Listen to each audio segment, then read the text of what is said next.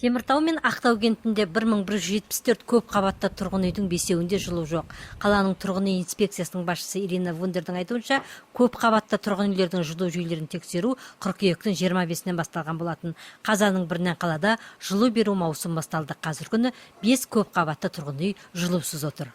На данный момент у нас без отопления 5 домов. Қазір күнде қалада 5 үй жылусыз отыр. Комсомол даңғылындағы 34-ші тұрғын үйде жөндеу жұмыстары аяқталуда. Бүгін жылу құбырларына су жіберіле бастайды.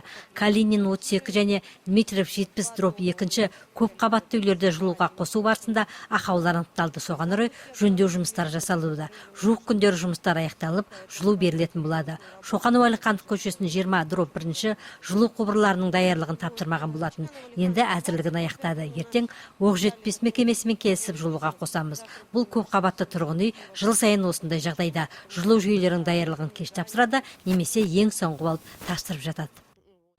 Тұрғын үй инспекциясына Бейбітшілік даңғылы 78/3 үйдің жылусыз отырған жайлы шағым келіп түсіпті. Аталмыш үй мезгілінде жылу құбырларын әзірлігін тапсырған екен.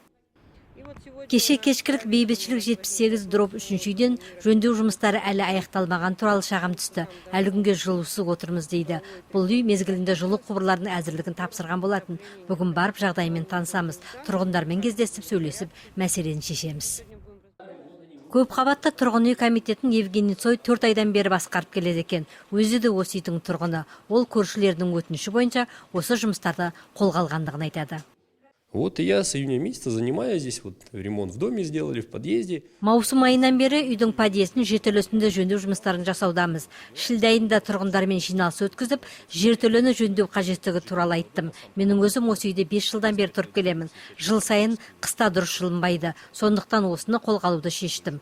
Жертөледегі құбырлардың барлығы ескірген, ауыстыру қажет. Сондықтан тұрғындарды жинап, ақша жинауды шештік.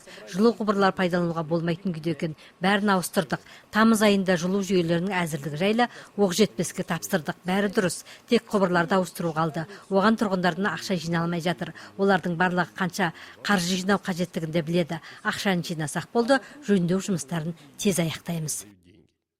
Тұрғындарда жаңа комитет басшысының жұмысына көңілдер толатындығын білдірді. Олардың айтуынша Евгений Цой тұрғын үйдің подъезін толық жөндеуден өткізіпті. Қоқыс жүретін құбырды да жауып, тап-тұйнақта еткен. Тіпті подъезд ішіне бейне камера да қойылған. Анна Катидиді осы үйде көп жылдан бері тұратындығын айтады.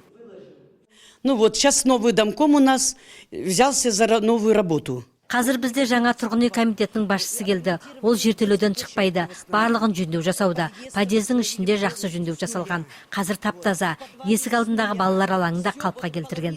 Барлығын жаңартуда. Жертөледегі жылу құбырларының барлығын ауыстыруда.